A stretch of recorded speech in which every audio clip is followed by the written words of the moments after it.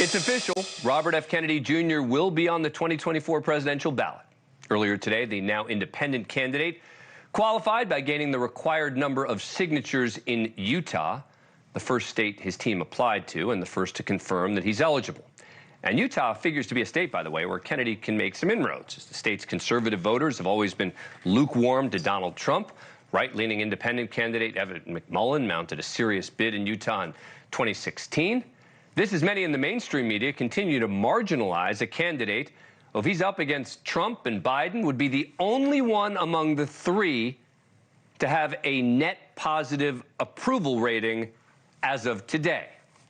And according to Real Clear Politics, which averages all major polls, Kennedy is pulling in a more than respectable 15+% of the vote compared to Trump's 38%, Biden's 37%.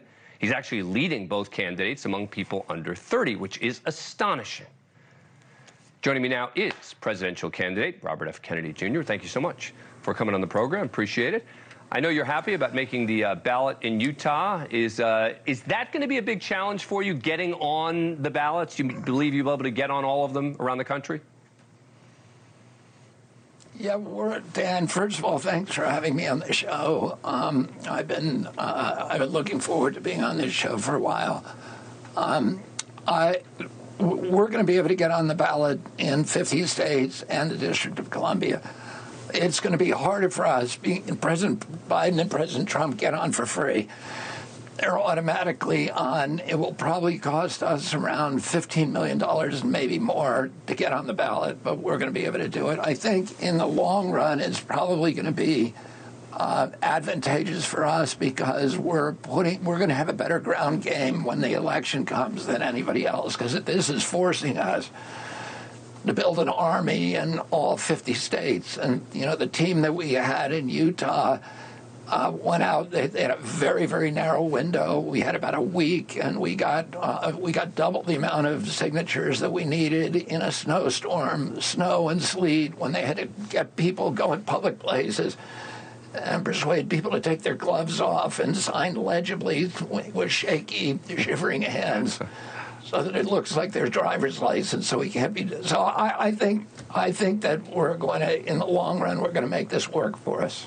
It's an interesting point that you make about that you'll already have an advantage because you've been working all these folks to get all the signatures, to get that information ahead of time. Let me ask you a sort of a wonky Electoral College question, right? I mean, isn't the most likely kind of best case scenario that you win some of the smaller states? You get those electoral votes, and in a close race, that could mean, in effect, though, you deprive a Trump or a Biden of the necessary 270 votes that either would need to win, right?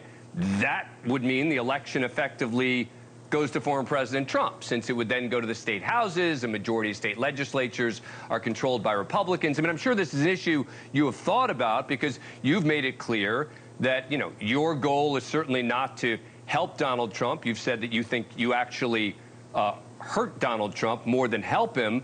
But if you were to take enough Electoral College votes and neither Trump or Biden got the necessary number, then you are kind of giving the election to Donald Trump, no?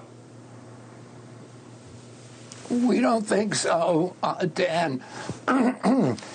If no candidate gets 270 votes, it goes to a contingent election.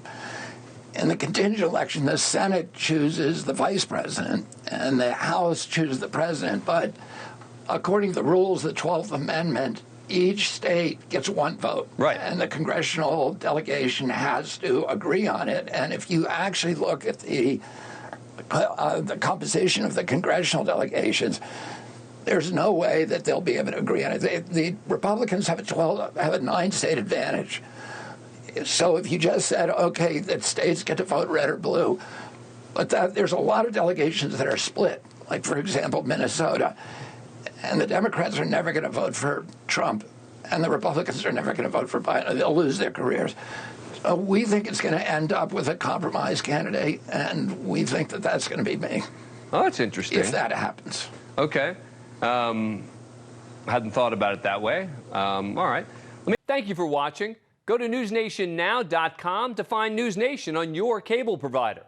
And don't forget to click the red subscribe button below to get more of NewsNation's fact-driven, unbiased coverage.